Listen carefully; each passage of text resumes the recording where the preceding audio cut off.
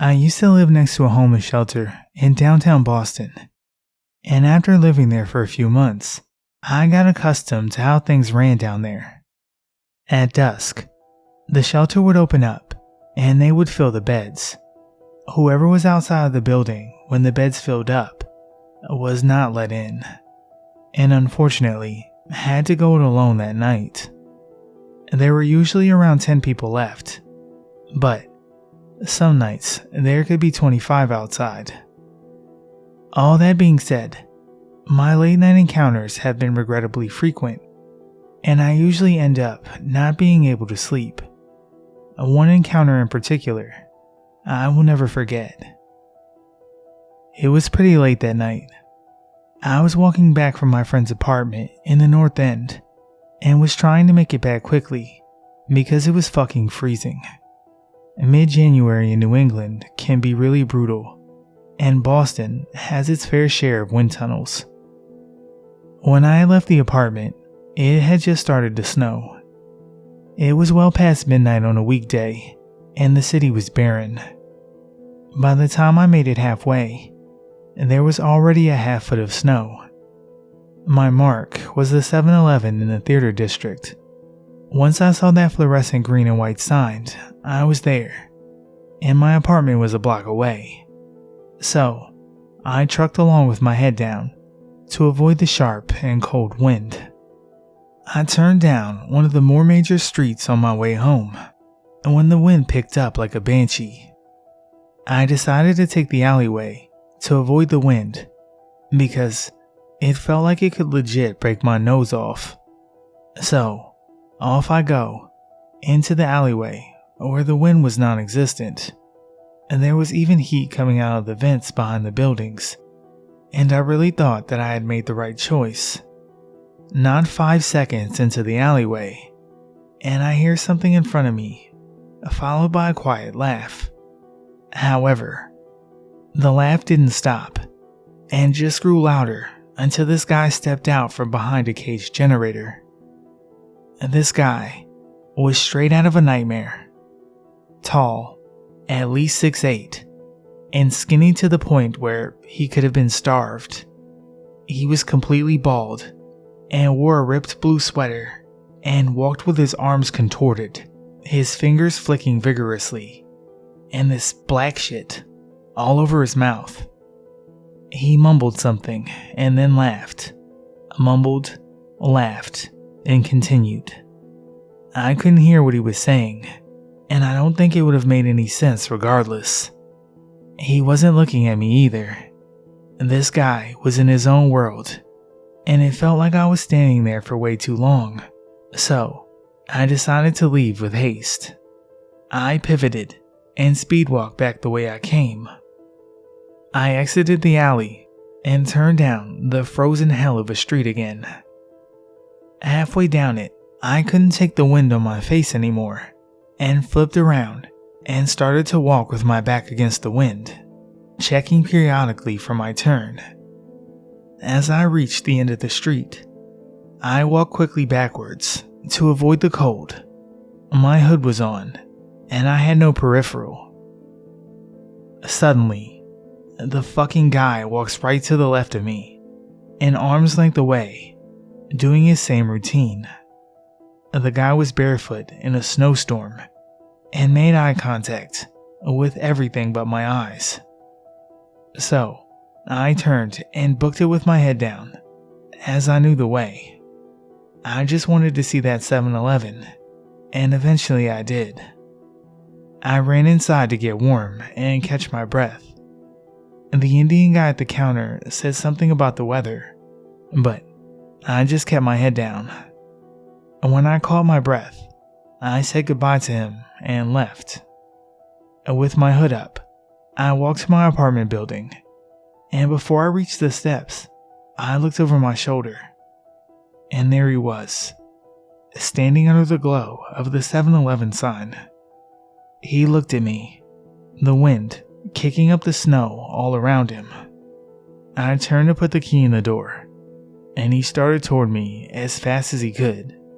He had a serious kink to his step, but I had already opened the door. I was in, headed up my stairs, and shut my window. I didn't bother looking outside because, honestly, I just wanted to forget it. I never saw him again.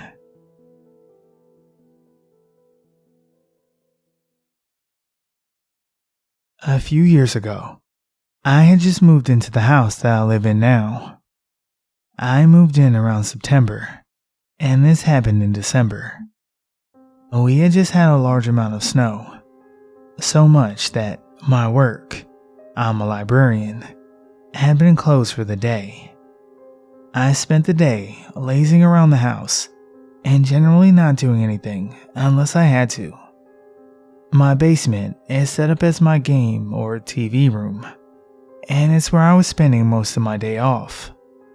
I had the TV on, watching something, and kind of just laying on the couch. Suddenly, I heard someone banging at the door, loud. I could hear it all the way in my basement, and above the sound of my surround system. And they probably hit the door about 5 or 6 times. Now, I live in a pretty relaxed neighborhood. It's super suburban, and it's quiet as a mouse at night. I had friends dropping by occasionally to see my new house, so I assumed that it was one of them being an asshole and hitting the door as hard as they could, just to mess with me. Since it kind of annoyed me that they had been so obnoxious about it, I sat and watched some more TV, just to let whoever it was sit out there. And if it was a friend, they would call or text. And if it was someone selling cookies or something, then they could piss off. And why someone would be selling cookies after a snowstorm, when the roads were coated in ice, I didn't really think about. Anyhow, I eventually decided to go up and see if maybe there was something left on the porch, or if it was a friend and they were waiting for me to open the door. I glanced out the curtain, but didn't see anyone, so I opened the door. No one was there, and nothing was on the porch. In the street, covered in snow and ice, was a black Cadillac with 4 people inside, slowly creeping up the street. One of them, just at that moment, was climbing in the back of the car. He heard my front door open and looked back toward me. He just stared at me until they had moved too far up the road for me to see. I thought it was weird, but just locked the door and went back to my day off. Later that day, it hit the news that further up my street, about a quarter of a mile or so, there had been a home invasion. A woman had been asleep upstairs at her home, and 4 people had thought the house was empty when they broke in. And they eventually tied her up and robbed her house at gunpoint. She finally untied herself and went to a neighbor, who called the police and went back over with a gun to check the place out. But they were already gone. I'm fairly certain that these same 4 people were the ones I saw outside of my house. And if I hadn't decided to go upstairs and open the door when I did, they might have thought my house was empty and kicked my door in instead. I can still see the guy staring me in my eyes, as if he was weighing the cost of robbing my house with me in it, against looking for an easier target. I guess they found one.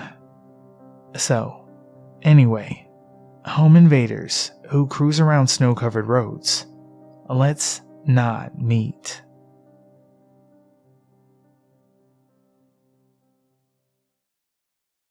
So, this literally just happened a couple of hours ago, and I'm still a little freaked over it. I work at a chemical plant, rotating 12-hour shifts. I'm currently on nights, and at work as we speak. The building I work at is a little separated from the rest of the plant. We have our own road that leads to our own parking lot and gate, and only those of us who work in the building use it. The plant itself is along a main road, but it leads past this plant and several others, and then eventually into neighborhoods. It's about 10 minutes outside of town, and there aren't any other businesses around, other than a gas station and a post office. So, generally, there aren't a lot of people around here who don't work here. We usually feel pretty safe. A lot of guys don't even bother to lock their vehicles, and some of them even leave their keys in it, so their friends on the next shift can start the engine for them at shift change. Anyway, as everyone living in the eastern US is currently aware of, a snowstorm hit last night and dumped about a foot of snow, which is obviously still on the ground. When I got to work, my supervisor let me know that they were planning on clearing half of the parking lot tonight, and that everyone needed to be parked on the other side. I had some things to do, so I didn't go out and move right away. A couple of hours later, she paged me and told me I was the only one who still needed to move my car. So, I headed out to move it. It was dark, and I was alone. As I was heading out to the parking lot, I noticed a couple of guys walking at the end of the road that leads to the lot. Not a big deal. There's actually a contractor parking lot at the end of the road, and a building there where they work, so we see guys walking down there a lot, usually at shift change, but I didn't think much of it. I went ahead and moved my truck. As I was moving it, I noticed they had walked right past the other building and were still coming down the road. It was a bit odd, but it's a big plant and people are coming and going a lot. Less so on nights, but it's not unheard of. I finished moving my vehicle and head back inside, but these guys are now in our parking lot and headed right for me. I get a little nervous and kind of hurry to get back in the gate. After I'm on the other side, I hear them calling out for me to hang on, so I stop and turn around. They're now standing right at the gate. I ask them what's up, and they tell me they want me to let them in. Everyone who works here has their own card that they scan at the gate that activates a set of turnstiles and lets one person through before they lock again. These guys wanted me to scan my pass and let them in, which is a big no-no. I let them know that if they forgot their pass, they need to go to the guardhouse at the main gate and get a temporary one. This is something that anyone who actually works here should already know, contractor or otherwise, but I thought they might be new or something. They inform me that they're cold and don't want to walk that far, and they're just here to visit so-and-so, someone I've never heard of, and someone who definitely doesn't work in my building. And this isn't something that the plant ever allows, since having untrained and unescorted visitors is a big safety and security risk at a plant with all kinds of dangerous chemicals and equipment. So, I immediately know that these guys are full of it. I tell them I'll go inside and give the guards a call and see if they might drive down and give them a ride. At this point, one of the guys leans his arms up on the turnstiles at the gate and his jacket pulls up, revealing a large knife on one side of his belt and the bottom of something on the other side, and that looked like it could be a gun. He looks me right in the eye and says, "Just let us in the fucking gate, man."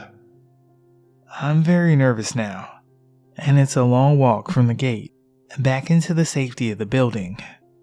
If he pulls out a gun and starts shooting, there's nowhere for me to find cover.